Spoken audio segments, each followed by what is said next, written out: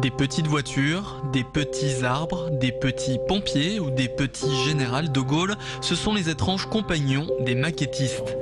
Réunis en club, ils se retrouvent régulièrement à la salle communale de Mundolsheim pour coller, malaxer et titiller les matières du bout des doigts. De la concentration, beaucoup de patience, encore plus de minutie. D'extérieur, ces fadas de la miniature sont très souvent incompris. Le maquettisme, une folie? Oui, peut-être. En tout cas, ça exauce les rêves, même les plus fous. C'est un plaisir, c'est aussi le plaisir de reproduire des choses dont on a rêvé, des choses parfois inaccessibles. Moi je fais surtout donc du camion américain. Mon rêve a toujours été de conduire un camion de ce type. Peut-être un jour, en allant aux États-Unis, j'aurai l'opportunité d'en conduire un, mais dans l'immédiat, j'ai le plaisir de les faire, de les avoir en vitrine et de pouvoir les admirer. 2 ans déjà que Freddy travaille sur son modèle réduit du Bismarck, un navire allemand de la Seconde Guerre mondiale.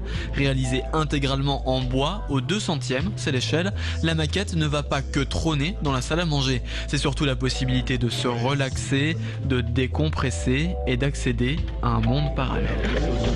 Quand je suis là sur ce bateau, je suis plus dans ce monde. Je suis le capitaine du bateau, je construis petit à petit, je navigue sur ce bateau, je suis sur ce bateau quand je fais une pièce de ce bateau-là. Je suis plus dans ce monde, je suis plus là. Sorte de traitement contre le stress, les maquettes sont visiblement plus efficaces que les meilleurs médicaments. Elles ont même aidé Freddy à arrêter de fumer. Mais la passion reste onéreuse. Julien a dû attendre sa première paye pour se lancer sérieusement dans la discipline. Sur certaines maquettes, je claque des fortunes. Le budget, ça peut aller certaines à 10 €, certaines à 300, 400. Il y a certaines qui coûtent voire 500 €, certaines maquettes, et d'autres, on va les acheter à 10-20 €. Après, ça dépend, nous, ce qu'on veut mettre dedans. Ce week-end, la thérapie ira encore plus loin. Au centre culturel de Mundolsheim, le club exposera des maquettes tactiles pour les non-voyants. L'intérêt, pouvoir les manipuler et découvrir les formes, apprécier les volumes ou les dimensions d'objets trop grands pour être assimilés par les aveugles. Tout à l'heure, on a touché là une série d'arbres. Alors les personnes aveugles, les aveugles de naissance, un arbre pour eux ça se limite à la feuille qu'ils vont pouvoir ramasser, au tronc qu'ils vont pouvoir toucher, mais la forme, la stature générale de l'arbre, tout ça va échapper complètement.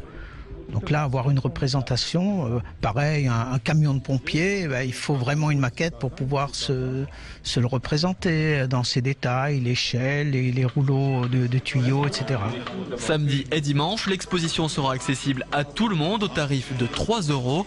Tous les fonds seront versés à l'association des Cannes Blanches.